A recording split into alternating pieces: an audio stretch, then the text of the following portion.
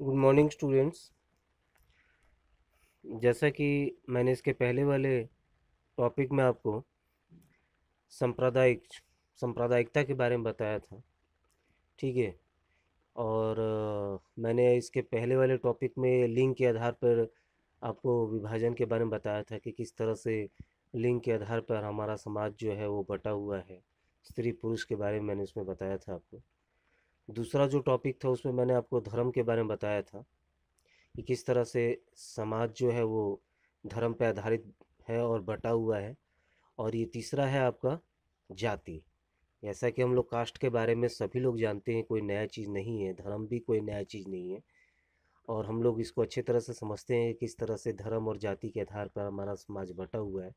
और एक धर्म जो है या एक जाति के लोग जो हैं वो दूसरे से अपने आप को श्रेष्ठ मानते हैं। ठीक है। तो आज का टॉपिक है आपका राजनीति में जाति।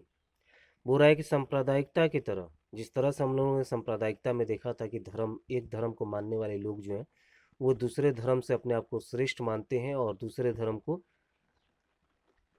या तो उनके विचारों को मानने के लिए बाध्य करते हैं और या तो उन्हें देश छोड़कर दूसरे जगह जाने के लिए बाध्य करते हैं।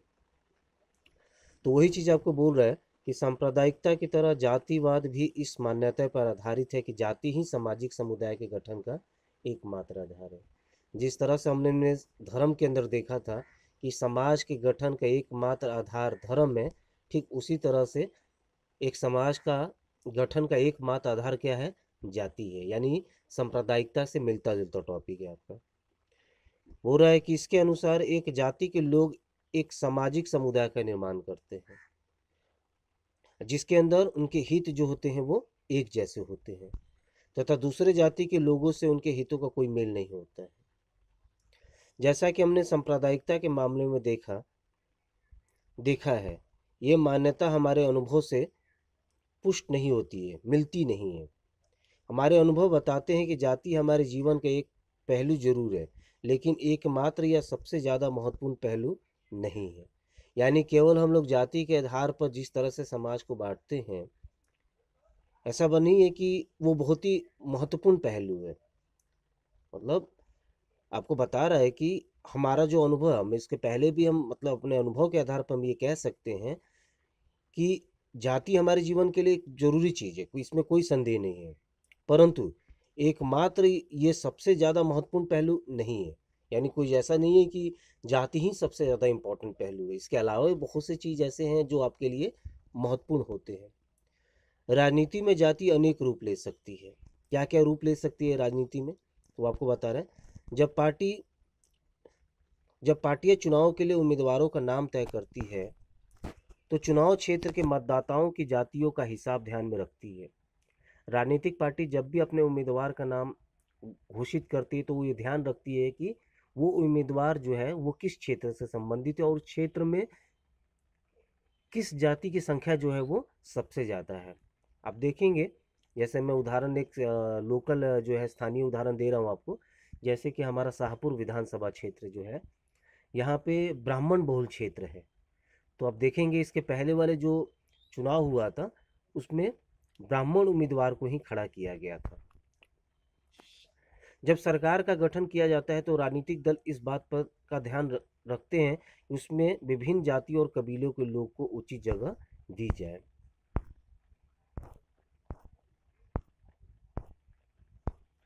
दूसरा है आपका राजनीतिक पार्टियां और उम्मीदवार समर्थन हासिल करने के लिए जातिगत भावनाओं को उकसाते हैं। राजनीतिक पार्टी हो या उम्मीदवार हो, वो अपना समर्थन पाने के लिए जानबूझकर लोगों की भावनाओं को, जातिगत भावनाएं जो होती है उसको वो लोग उकसाते हैं जिससे कि उनको फायदा हो सके। कुछ दलों को कुछ जातियों के मददगार और प्रतिनिधि के रूप में देखा जाता है। को बहुत से ऐसे राजनीतिक दल मिलेंगे जिन्हें ये माना जाता है कि वो उस जाति के की मदद करते हैं। सार्वभौम वयस्क मताधिकार और एक व्यक्ति एक वोट की व्यवस्था ने राजनीतिक दलों को विवश किया है कि वह राजनीतिक समर्थन पाने और लोगों को गोलबंद करने के लिए सक्रिय हो। जिस तरह से सार्वभौम वयस्क मताधिकार के तहत हर व्यक्ति को एक वोट देने का अधिकार दिया है जिसका वैल्यू एक ही है, तो इससे अब राजनीतिक पार्टियों को ऐसा नहीं है कि किसी एक जाति के बल पर वो चुनाव जो है वो जीत सकते हैं। इसके लिए उनको क्या करना पड़ेगा, सारे लोगों को गोलबंद करना पड़ेगा। इससे उन जातियों के लोगों की में नई चेतना पैदा हुई है जिन्हें अभी तक छोटा और नीच माना जाता था। राजनीति में जाति पर जोर देने के कारण कई बार ये धारणा बन सकती है कि चुनावी जातियों का खेल है, कुछ और नहीं। ये बात सच नहीं है। जरा इन चीज़ों पर गौर करें। अगर हम लोग चुनाव में, राजनीति में अगर जाति पर अगर जोर दें तो हम ऐसा मान लेते हैं कि चुनाव जो है वो पूर्ण रूप से जातियों के ऊपर आधारित है, परंतु ऐसा नहीं है। कुछ कारण देगा ऐसा क्यों नहीं है कि हम नहीं, क्यों ऐसा कह सकते हैं, क्यों ऐसा नहीं कह सकते हैं कि चुनावी राजनीति जो है वो पूरी तरह से जाति पर आधारित है। पूरा देश के किसी भी एक संसदीय चुनाव क्षेत्र में किसी एक जाति के लोगों का बहुमत नहीं है। अब कोई भी संसदीय क्षेत्र देख लें या विधानसभा क्षेत्र देख लें तो वहाँ पे किसी एक जाति का संख्या जो है वो ज़्यादा नहीं मिलेगा, यानी सारे जातियों के लोग जो होते हैं वो उसके अंदर रहते हैं। इसलिए हर पार्टी और उम्मीदवार को चुनाव जीतने के लिए एक जाति और एक समुदाय से ज़्यादा लोगों को का भरोसा हासिल करना पड़ता है। कोई भी पार्टी किसी एक जाति या समुदाय के सभी लोगों का वोट हासिल नहीं कर सकती है। जब लोग किसी जाति विशेष को किसी एक पार्टी का वोट बैंक कहते हैं तो इसका मतलब ये होता है कि उस जाति के ज़्यादातर लोग उस पार्टी को वोट देते हैं।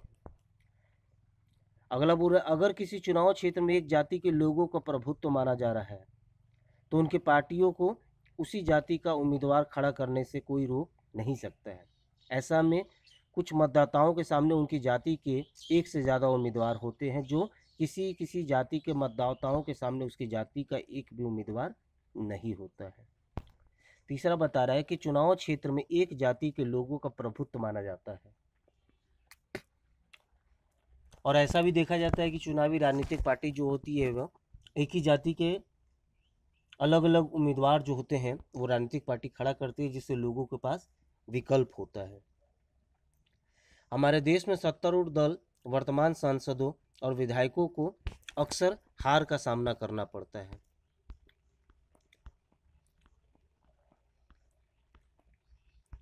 अगर जातियों और समुदाय की राजनीति पसंद एक ही होती तो ऐसा संभव नहीं हो पाता। अगर सारे जाति के लोग, देखिएगा कि एक जाति की संख्या ज़्यादा होने के बावजूद भी वो हार जाता है अगर उम्मीदवार, इसका मतलब ये नहीं है कि राजनीतिक पार्टी जो है या हमारी सक्रिय राजनीति जो है वो जाति के ऊपर आधारित है। स्पष्ट है कि चुनाव में जाति की भूमिका महत्वपूर्ण होती है। ऐसा नहीं है कि इसमें जाति का भूमिका कम हो जाएगा, किंतु दूसरे कारक भी इतने ही असरदार होते हैं। ऐसा नहीं है कि आपकी, अगर आप जाति के आधार पर चुनाव जीत सकते हैं। हाँ, ये जरूर कहना गलत नहीं है कि चुनाव में या समाज में जाति का जो आधार जो होता है, भूमिका जो होता है वो महत्वपूर्ण नहीं है। जाति का भूमिका जो है महत्वपूर्ण तो होता है, मगर आप इसके आधार पर ये नहीं कह सकते हैं कि कोई भी राजनीतिक प्रतिनिधि जो है, किसी भी राजनीतिक पार्टी का प्रतिनिधि जो है वो एकमात्र जाति के आधार पर वोट जो है वो या चुनाव जो है वो जीत सकता है।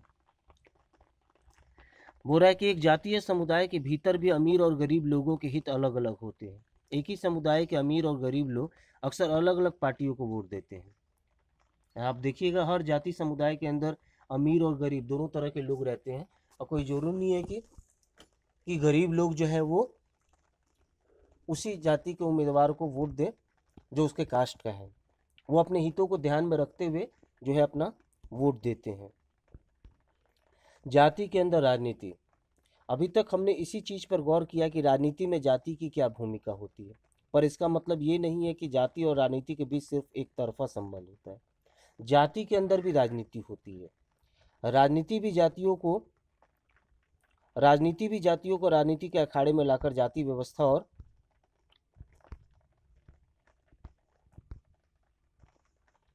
और जातिगत पहचान को प्रभावित करती है।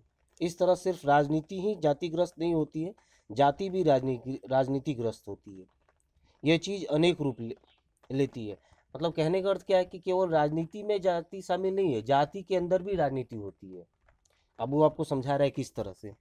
हर जाति खुद को बनाना चाहती है। सो पहले वो अपने समूह को जिन उप जातियों को छोटा या नीचा बताकर अपने से बाहर रखना चाहती थी, अब उन्हें अपने साथ लाने की कोशिश करती है। हर कोई भी राजनीतिक जो होती है, कोई भी जाति जो होती है, वो अपने आप को दूसरे से श्रेष्ठ बनाने का प्रयास करती है।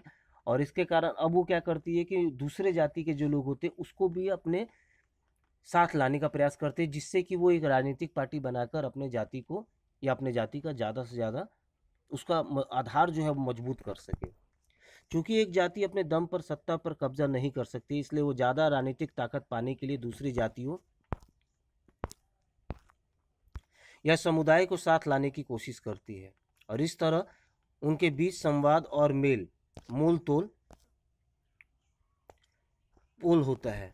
राजनीति में नए किस्म की जातिगत गोलबंदी भी हुई है, जैसा कि अगड़ा और पिछड़ा।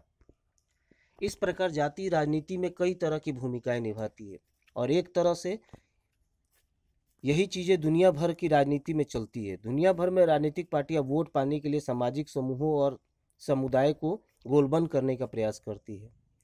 कुछ खास स्थितियों में राजनीति में जातिगत विभिन्नताएं और असमानताएं वंचित और कमजोर समुदाय के लिए अपनी बातें आगे बढ़ाने और सत्ता में अपनी हिस्सेदारी मांगने की गुंजाइश भी पैदा करती है। इस अर्थ में जातिगत राजनीति ने दलित और पिछड़े जाति के लोगों के लिए सत्ता तक पहुंचने तथा निर्णय प्रक्रिया को बेहतर ढंग से प्रभावित करने की स्थिति में पैदा की है। अब देखेंगे कि जाति, आपने राजनीति में जाति तो देखा, अब जाति के अंदर राजनीति बता रहा था। तो जाति, मान लीजिए एक जाति जिसकी संख्या ज़्यादा है और वो अपना वर्चस्व स्थापित करना चाहती, तो उसको दूसरे जो निम्न जाति के लोग हैं या जिनकी संख्या कम है, जब तक वो उनको अपने साथ नहीं लाएंगे तब तक वो कभी भी सरकार या किसी तरह का कोई संगठन जो है वो नहीं बना सकते, सफल संगठन नहीं बना सकते हैं। तो इससे नीचे जाति के जो लोग होते हैं उनको भी फायदा होता है, क्योंकि उनको भी अब जो है वो अपने बातों को रखने का एक आधार मिल जाता है। बुरे अनेक पार्टियां और गैर राजनीतिक संगठन खास जातियों के खिलाफ भेदभाव समाप्त करने, उनके साथ ज़्यादा सम्मानजनक व्यवहार करने, उनके लिए जमीन जायदाद और अवसर उपलब्ध कराने की मांग को लेकर आंदोलन करते रहे। पर इसके साथ ही ये भी सच है कि सिर्फ जाति पर जोर देना नुकसानदेह हो सकता है, जैसा कि धर्म के मसले में स्पष्ट होता है। सिर्फ जातिगत पहचान पर आधारित राजनीतिक लोकतंत्र के लिए शुभ नहीं होता है। अगर हम लोग जो है अगर हम लोग ज़्यादा जाति पर जोर देना शुरू कर देंगे तो ये हम नुकसानदेह होता है। जैसा कि हमने सांप्रदायिकता के मामले में देखा था, जहाँ पे किसी एक धर्म के ऊपर अगर हम लोग जोर देना शुरू कर देंगे तो इससे क्या होगा, दंगा होना शुरू हो जाएगा। तो अगर हम लोग एक जाति के ऊपर अगर जोर देंगे तो इससे क्या होगा कि दूसरे जाति के लोग जो होंगे नाखुश हो जाएंगे और जिससे तनाव की स्थिति जो है वो उत्पन्न हो जाएगी, जो कि लोकतंत्र के लिए अच्छा नहीं माना जाता है। इससे अक्सर गरीबी, विकास और भ्रष्टाचार जैसे ज़्यादा बड़े मुद्दे से लोगों का ध्यान भी भटकता है। कि इससे क्या होगा कि लोगों का ध्यान जो है जैसे विकास के ऊपर, भ्रष्टाचार को रोकने के ऊपर, ठीक है, गरीबी के ऊपर से लोगों का ध्यान हट के कहाँ चला जाएगा, अब वो जाति पर चला जाएगा। कई बार जातिगत तनाव, टकराव और हिंसा को भी बढ़ावा देता है।